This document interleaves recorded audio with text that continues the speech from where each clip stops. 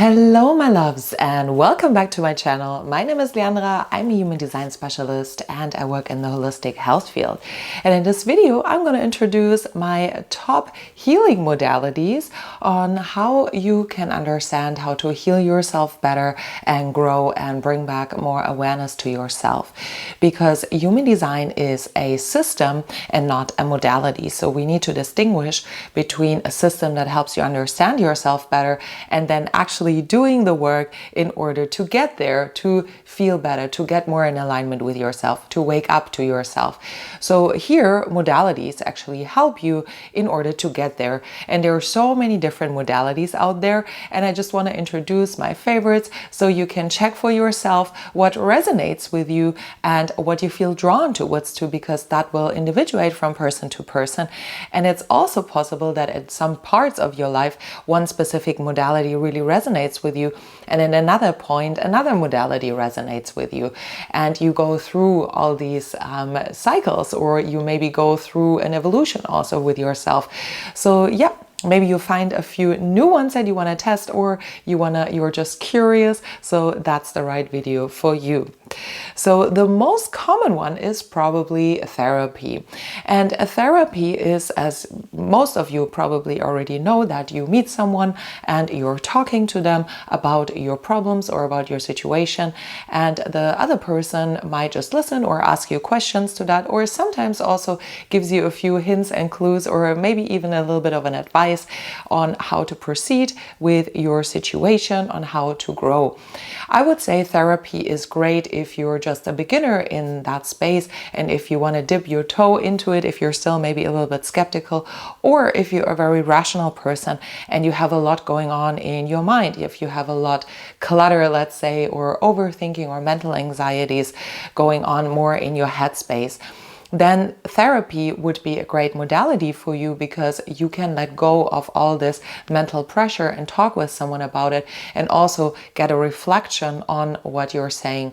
In my experience, looking from human design, most people who are drawn to therapy, as I said, have had an ajna defined, so have a lot of head space energy, or they are people who have even mental authority or self-reflected authority, so they need someone to bounce off their thoughts, also for a reflector that would help.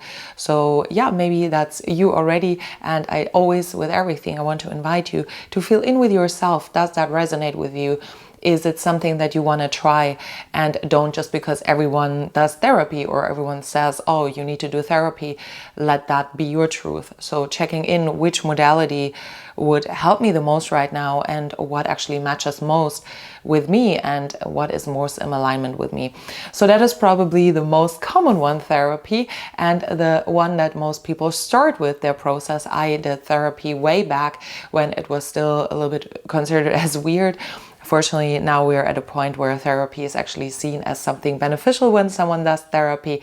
So yeah, I have been through therapy. At this moment, it doesn't help me that much anymore, because I'm at a different stage in my life. But yeah, it definitely was a good entrance point for me. The next thing that most people are very familiarized with is meditation. So meditation can happen through many different ways. What the goal of meditation is to calm your mind and to bring your awareness back into the present moment, and not be drifting off with your thoughts, right? Being sucked in by your problems or your worries or your anxieties, but coming back in your physical body and coming back to this moment. There's different ways on how to get there. The most common one is just sitting down and trying to observe your thoughts, let them pass through you. But then there's also guided meditations, which you can find different ways on how to have a guided meditation.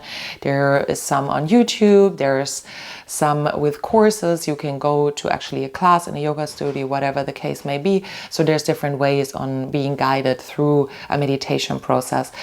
However, there's also more active people like myself that need walking meditations, for example. So if you're in an activity, your body needs to be physically active in order to meditate.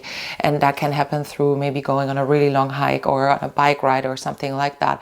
That is nothing that is officially considered as meditation. However, I see it as a form of meditation, because it has the same effect. It brings your thoughts to calm down. It brings you into your awareness and into the present moment.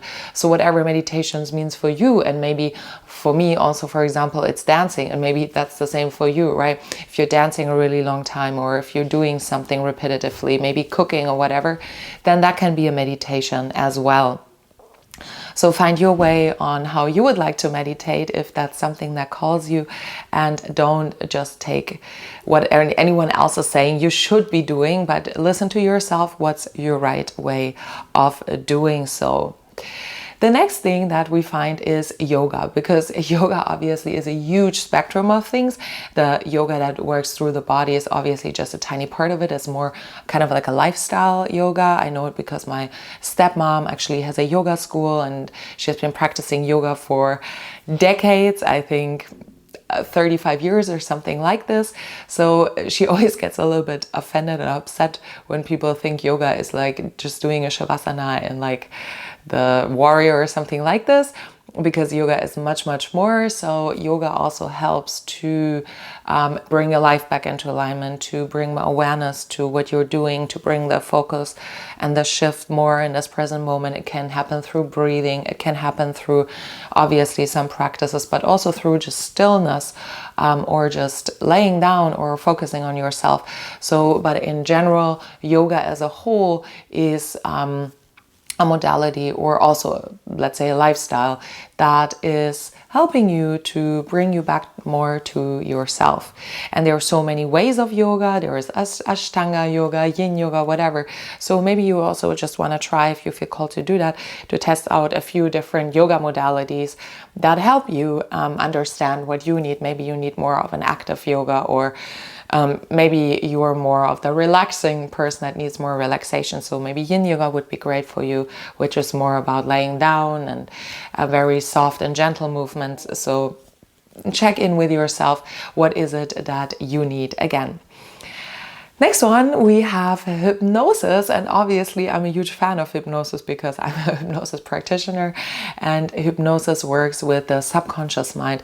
So we're entering into the subconscious, where we have a lot of trauma maybe stored, or a lot of patterns stored, a lot of information that we navigate our everyday life by, but maybe we don't really like these patterns that we have established, or these, that lifestyle that we navigate by on a subconscious level.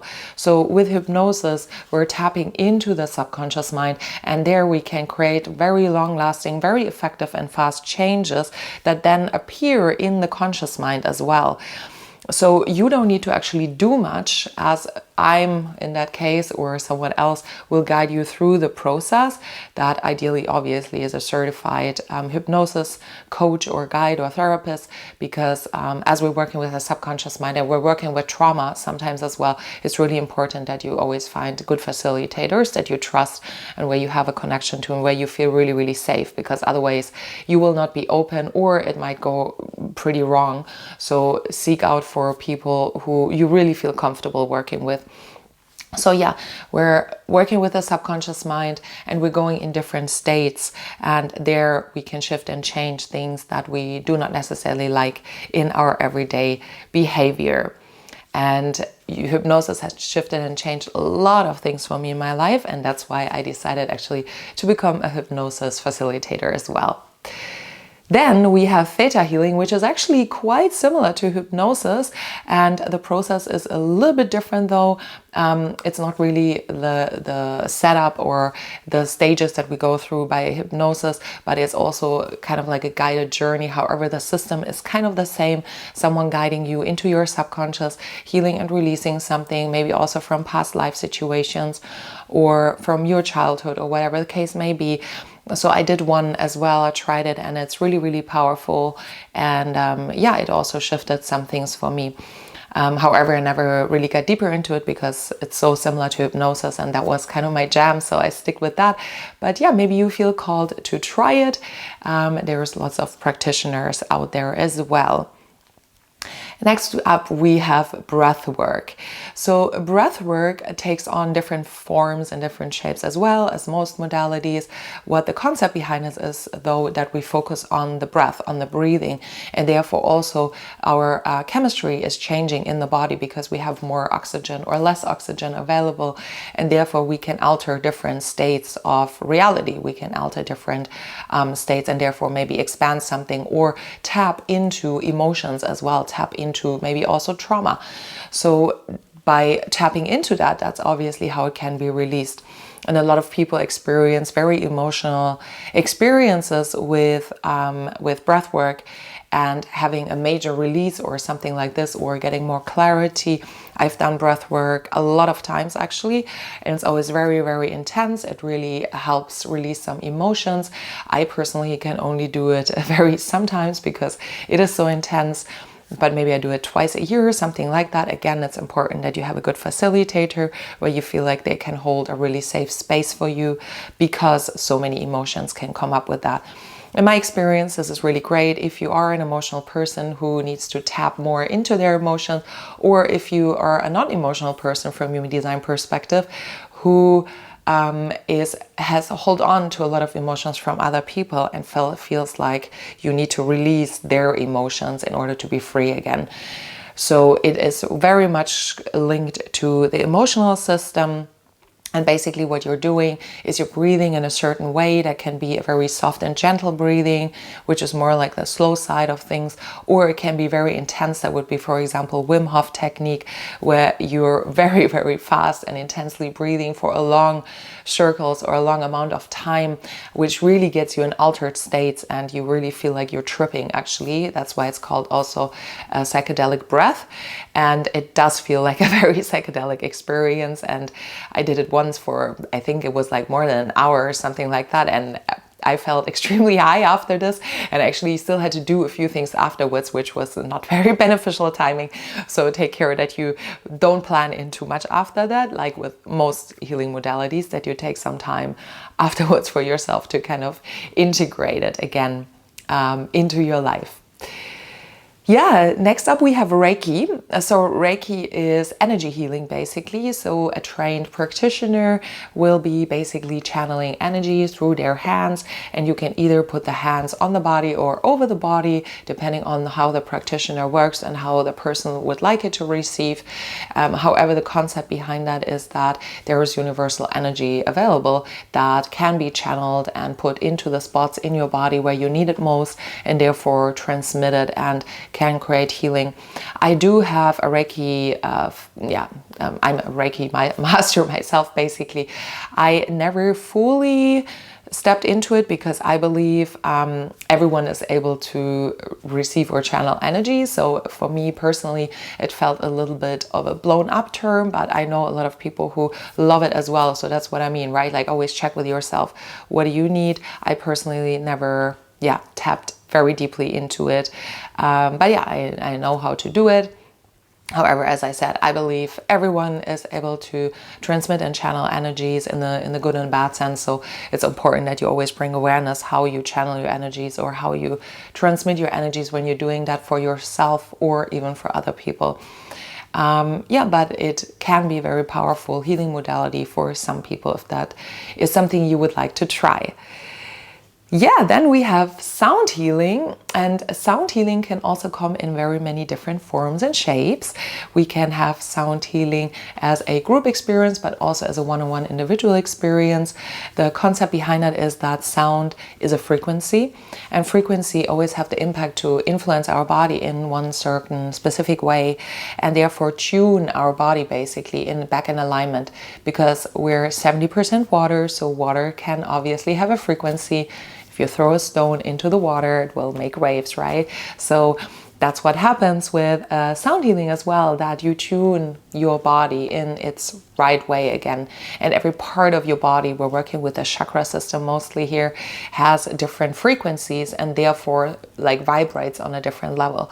And sometimes they can get out of tune. So we need the tunement to get back into alignment. And that what can happen through the sound bath or a sound therapy.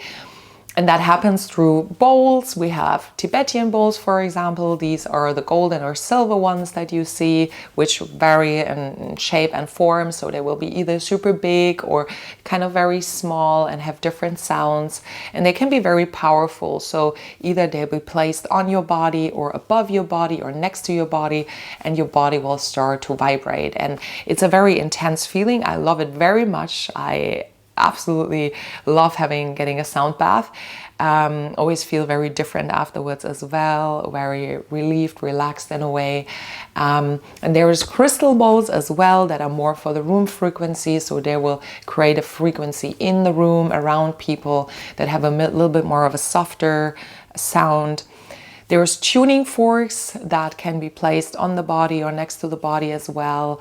There's a gong, which is this huge, it looks like a plate or something like that, but huge, and they will have more universal frequencies. There's different frequencies that match up on the frequencies of the planets, for example. So connecting with the universe, connecting with the space around you, but also tuning your body, obviously.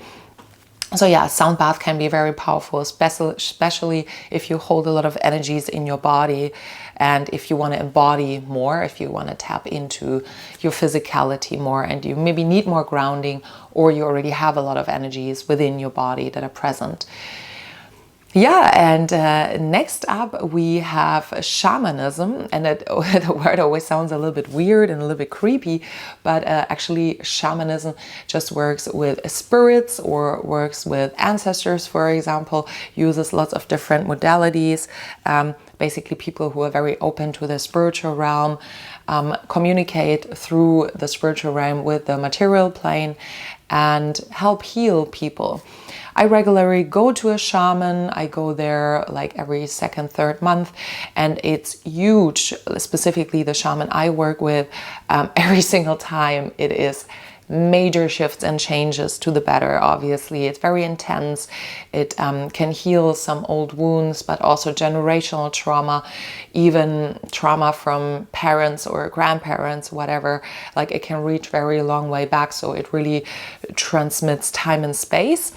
And the way that a shaman works will very much differ from shaman to shaman, but also from your situation. So they will use different modalities. Often it's connected with feathers and with smoke and with drums or with singing or with tapping on the body or making movements around the body. So there's very many different ways on how to be a shaman or how to work with a shaman. So really important, again, that you find someone that you trust. And here I would say it's mostly the most important thing, actually, that you trust that person, because it goes so deep that you really want to have someone that feels good to you. Otherwise, it can potentially do a lot of harm. So yeah, if you feel called to try that out, I can highly suggest it with the right person. It is an absolute game changer. It has been for me in my healing journey. The next thing is we have tapping, EFT. So there is the assumption that when we tap on different points in our body, it has an impact. So there is actually some sequences where we can do like this, for example. This is called emotional freedom technique, EFT, tapping. And meanwhile, we're repeating certain sentences, for example, and that helps us stimulate certain nerve points in our body. And therefore, it releases stress, it releases tension, anxiety, and you can actually have a very fast impact. Once you learn the sequence, you can already do it by yourself. You don't need a facilitator for that. If you feel better having someone guide you, that's great as well. You can also find YouTube videos about that. However, let's say you're very nervous before an exam or something like this. That's a great way of doing it and practicing it in just 5 or 10 minutes. You will see already the results of feeling much better and feeling much more relaxed and feeling and strengthening your self-worth through that as well. And you can potentially combine that, and that was what I was doing for quite some time with infrared light therapy. So while you're doing it, you're also opening up with lights, with really bright red lights, some certain areas of your body, and mostly it will be on the bottom of your feet. And you need a practitioner for that who has these lights. And you will tap and open specific meridians in your body. And that means that these meridians open and therefore come in easy flow again. And meanwhile, you can do the tapping. And that is super powerful as well to bring your body back into flow and to bring also your liquids back into flow and to let go of certain belief patterns or certain limiting thoughts that you might have and strengthen your self-worth. And that is very fast, that is very effective. You don't need much, and that's not super woo-woo. If you're more on the, let's say, science-based approach here, then that might be something you would like to try. My camera cut out for a second because I guess I've been talking already for a while. So yeah, let's go further with all the different modalities. The next one is a classical massage. So maybe it's sometimes a little bit overlooked, but if you find a great practitioner, then it can actually really help you move the energy back into your body and really help you also focus and concentrate more on your body and get out of the mind. For me, it is always very, very powerful to feel more activated afterwards. And also if the practitioner is great, they will know how to pressure maybe some points in your body where you have a release, because everything is stored in the physical body. So in order to release something, we also need to work with the body. That's why, for example, therapy is great to understand certain things, but then working with the body is actually the release, or is the solution, let's say, for the things. So there's different sorts of massage. Obviously, there's Thai massage, which is a little bit more on the stronger side, a little bit more on the rough side. Then there's very gentle massages like Lomi Lomi, or a classical Bali massage, for example, or an energy massage. So you need to check out what resonates most with you. Do you want to be touched very lightly? Do you want to be touched very strongly? And you can also talk with the practitioner and tell them what you like, what you don't like. This is really important. I never did that in the past. I would just think, oh, they have their program, like that's just what they do. But actually, it is very helpful for them as well if you tell them what you like and what you don't like, or if you just figure it out by trial and error and see what works for you, what doesn't, and the next time you can change it. Some practitioners work also with aromatherapy, which is a great way also to help you release or relax more. Whatever frequency you need right now, you need to feel in with yourself and trust your intuition. I love lavender, for example. I'm using lavender on my body, but also in my home and everywhere, because it helps me be more grounded, be more relaxed. So every frequency also brings a certain energy with them, and that can sometimes be very beneficial in your healing process. And you can use that also while you're getting a massage, for example. They can use essential oils.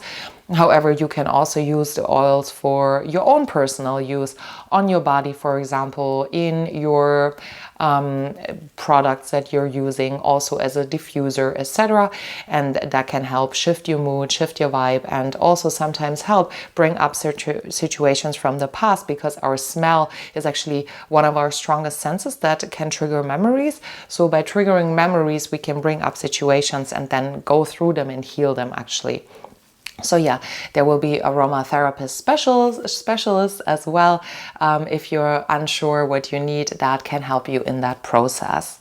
And last but not least, we have Somatic Bodywork, and I just recently discovered that, and for me this is absolutely amazing. So this is building the bridge between the mind and going on a conscious side towards the things, but also then working with the body and working with the subconscious mind. So it starts a little bit like therapy. You're bringing up your problem, you talk with your practitioner, and then they will put you on a on a bench to lay down, and they will work with your body. So maybe they tell you to breathe into certain areas of your body, or they will just very intuitively move their hands over your body, maybe pressure some points or pull some points. And that can really help bring you an emotional release, and you can tap actually into the emotions or into the stuckness in your body, but then also in the process you're talking with your practitioner. So it helps you also to mentally understand these things while you're working on your body with it and while you're having the release. For me, this is mind-blowing. I absolutely love it because I think we need to understand the things that are happening, but then also work with it or then heal or release them. So the combination of both of them for me just works really, really well. And I can only suggest to anyone to try it if you feel called to do so and see if that also works for you. And I said it was last but not least, but now we also have one more that comes to mind, which is emotional release technique. So there's different techniques that can be used in order to really also work with the emotions. A lot of time this is also body work, but it can also be in conversation. So people help to release and unleash emotions that have been stuck. And it can sometimes get really intense. Maybe you've seen it on social media or something when people are screaming and yelling and crying out their emotions. So sometimes that can get very intense. However, it doesn't need to be this way. I personally have never tried it. It is very similar to somatic bodywork though. However, I've never really felt called to try it, but I know a few people who do it and who have really great results for their clients. So if you're interested in that, also definitely check that out. So there is, of course, many more other modalities, and that is just the most common ones maybe, or also the ones that I'm familiar with. If you know more, then please post them in the comments, and maybe you have something else that helped you. I'm always curious to know about that. And yeah, feel free to check them out. Also, if you need like addresses on great practitioners. If you live in Berlin, feel free to reach out, and I'm more than happy to suggest you a few great healers in that regard.